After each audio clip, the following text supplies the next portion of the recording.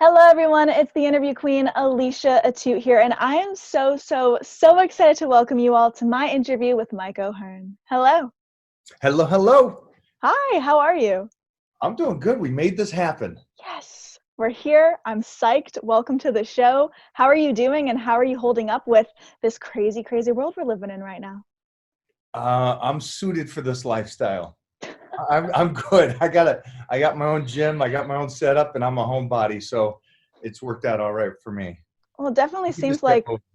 Right, and it seems like working out and family time has definitely been a constant for you while at home. So the fact you're not as go with the travel aspect, that must be fairly nice to have that excuse to be like, yes, I can finally just chill out. Yeah, I guess yeah, in a crazy way, and I know that everybody else is not. It worked out really well for me because of my newborn little metahuman child. Oh, he's so cute. So thank you. So I got to spend the whole first year of his life home with him, and it's been incredible. And something I know you've also been doing at home is a good amount of cooking. I mean, Mona makes the most delicious looking steak. So obviously nutrition and eating habits are a huge part of your life. So what have been some of the better things you have been eating as of late? You know what? You said something earlier about traveling, and I mean, you know how that is. Yeah. With the traveling that I've been doing the last 7 years, almost every other weekend gone on stage, in shape, always pushing it. It was nice also, the side effect that taking time off from traveling, I got to go off into I guess in our bodybuilding world, we would call it an off season. So I Right. get to feed my body again and let it heal and put on muscle. And so not only did I get to stay home with my little metahuman, I got to eat and have good cooking and not travel and not be in a deficit when it comes to calories. So Mona's cooking and it's been incredible. I've been able to eat, and she said, "Okay, you can put some size on." And so, and you're right, she's an incredible cook. And then we got lucky enough to have a lot of celebrity chefs come over, like Chef Rush, who's this monster of a man. Used to work at the White House, so he would come over every couple of weeks now, and he's been teaching us Oh, to amazing. cook.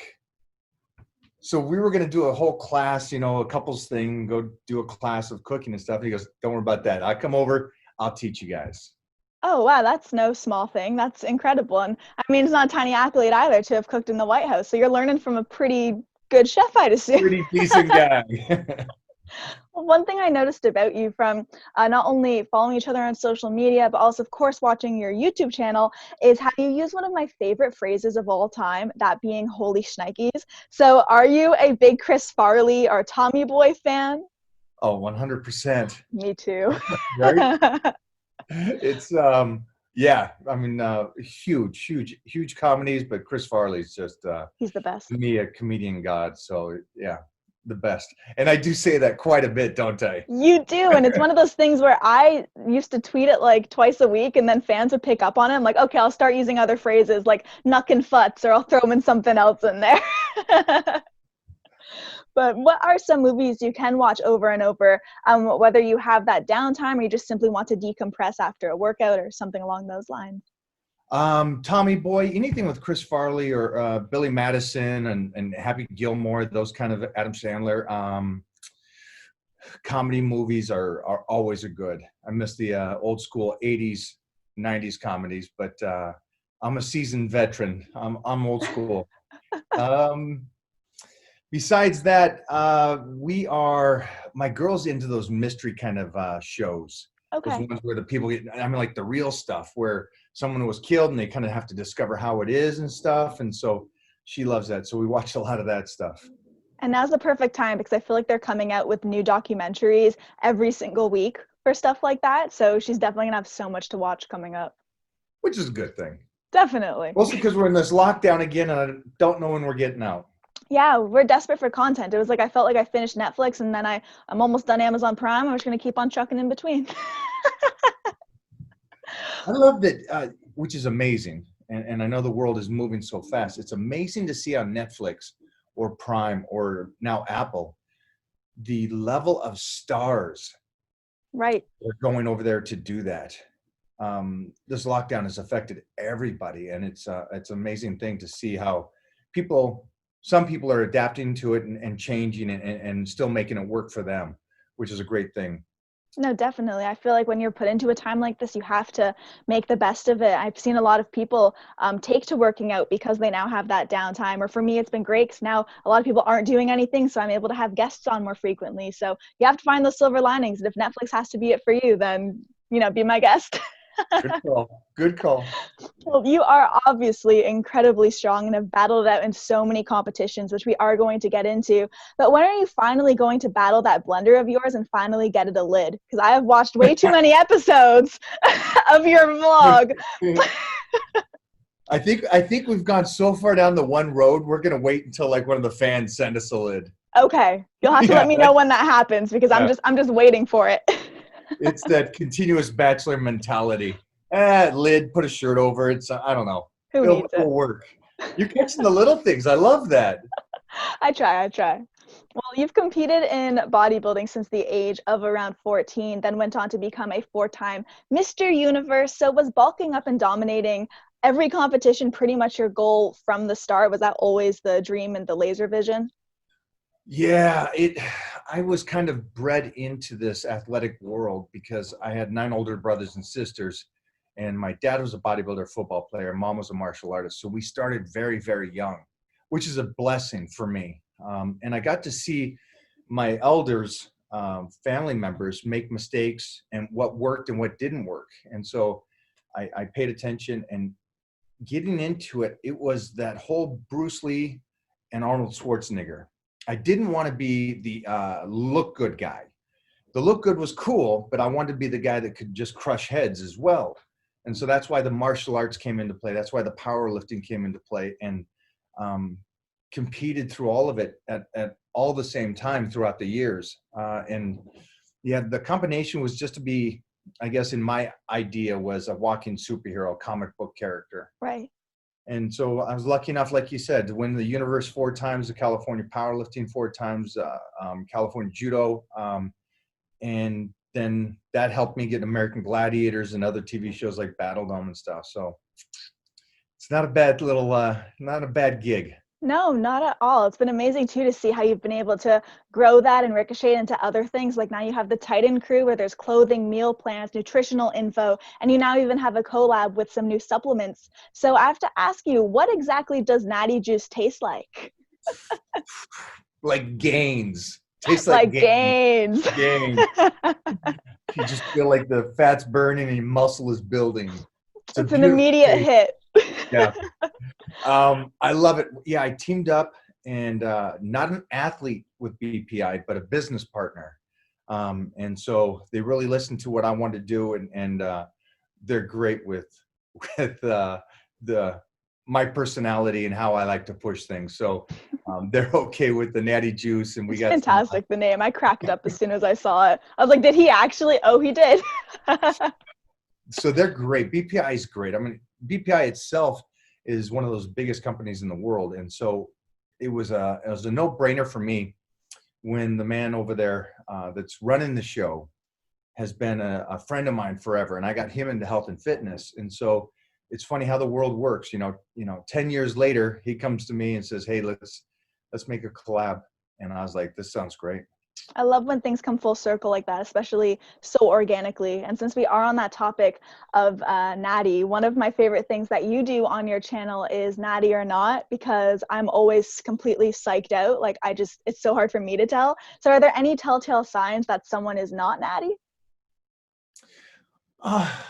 Yeah, it would be the rebound or the size given and taken through the years. Okay. And so with somebody, if they look similar throughout their lifetime, that's pretty obvious that they're just natty. But if somebody blows up and puts on 150 pounds, I mean, that's a no-brainer.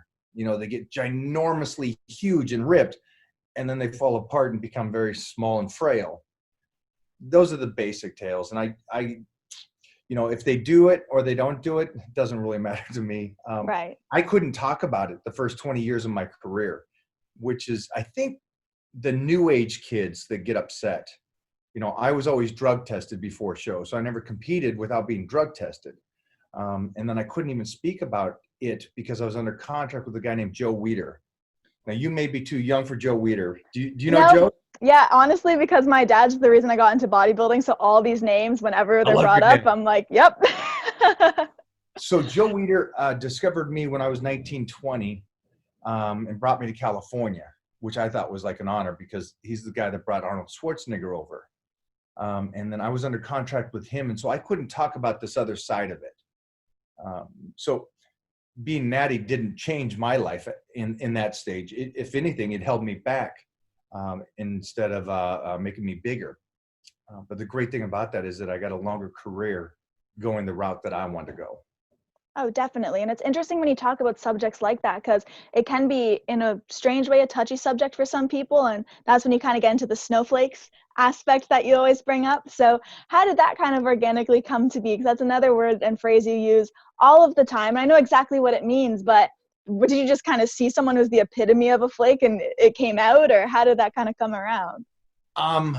Well, this Titan crew over here are all those kids around that age, the 20s to 30s. And so they're the ones that actually brought up the snowflake. And I guess it was around politics is where it first came out. Okay. But then I correlated it with the people that complain about other people. Yes. Which is a weird thing to me. It really doesn't matter what I do in my career. It's not going to stop somebody else from living their career. I'm not taking something away from them. So it doesn't make sense to me. So in social media, as you know, you get the fans, and then you get the diehard fans. Yes. People call them haters. I call them diehard fans. Those guys love you. Right. They give you a lot of attention. They must. They wake up thinking about you. They go to bed thinking about you. And they try to find ways to continue to comment on your pages. So the snowflake came in because it's such an interesting mindset. How the snowflake mentality, this victim mentality, people, where everything is somebody else's fault. Everything is, I would have a better life if everybody helped me or gave me. And it's such a weird thing because I come from a family that two parents worked, and we had to start working at 9 and 10 on a paper routes and stuff and helping out. So I just don't understand the concept. And so snowflake goes with anybody that complains about other people, complains that you're going to hurt yourself when you weight lift or walk down the stairs. I mean, they're so fragile. Yeah. Don't do that. You'll hurt yourself. I bent forward. How am I going to hurt myself? I took a step. Yeah. Oh, don't eat that. That's bad for you. Okay. So it's I love the snowflake and what it turned into, because my team told me this morning, and I got a great team. I got a great team around me. We're changing people, which is a cool thing to do. You're changing their mindsets. And when you continue, like you talk about, that I'll use those terminologies on YouTube, I don't mean it to break them down. I mean it to call them out and say, hey, you can still man up. There's still time for you to be what you should be, a strong individual person that has to take care of themselves and rely on yourself. And so they said today we hit like 300,000, which is great for us. That's amazing. Congrats. On YouTube. Thank you. And he said, people are coming back going, man, I was a snowflake, and I see your point of view on this, and I understand. That's and wonderful. So that's cool. It's like, yeah. It's tough to change anybody's mind, but to see them saying, no, I see your point and I understand it now. And I'm becoming this other way and learning. So. Yeah, it's incredible. I've had so many people almost in the same way approach me, and, they try to tear you down, those, your best fans. And they try to, whether it's your appearance or what you're doing or how you do it. And then you slowly see them almost starting to creep in, and then their comments turn a little nicer and a little nicer. And it's something I'll never understand. But the fact that some of them anyways, do turn around and end up liking what you're doing, it is a gratifying feeling, because feeling that kind of hate from anyone, it's never a fun thing. And it doesn't get to us all of the time, but sometimes it does sting a little bit. So it's really wonderful knowing that, like, some of them have converted and they're a little less snowflakey. I love it. And you're starting out in this career young, which I love for you. Thank you. You're going to be consistent. I already can tell that you're a worker. And I know how you set up this interview. I can tell you're a worker. And it sounds like your dad is old school mentality. Oh yeah, we hustle for what we want, you got to work. You're going to be amazed in 10 to 15 to 20 years when people write back to you and go, I've known you for this long, and I used to hate you, and now I think you're the greatest, and the way you did your stuff, and I was wrong. And I've got those through the years, and it's the most amazing thing. People that That's were right next incredible. to you at a time, and you thought were friends or something, they could write back 10, 15, 20. Because remember, I was in the magazines in 1987. Right. And so the early 90s guys were writing me now going, dude, just keep going. I love this. I Oh, love seeing you wow. do it. So it's a great feeling, mostly because those kind of guys back in the 90s were all legends now. Yeah, one of the mottos I kind of like to keep pushing forward with is love me or hate me, still an obsession. So to kind of hear your words and kind of see how someone else views you, because sometimes you don't take that step back to look at yourself. That means a lot coming from you. So thank you a ton for that. Absolute. Well, something else that I do on my website, aside from interview bodybuilding legends like yourself, is also interview wrestlers.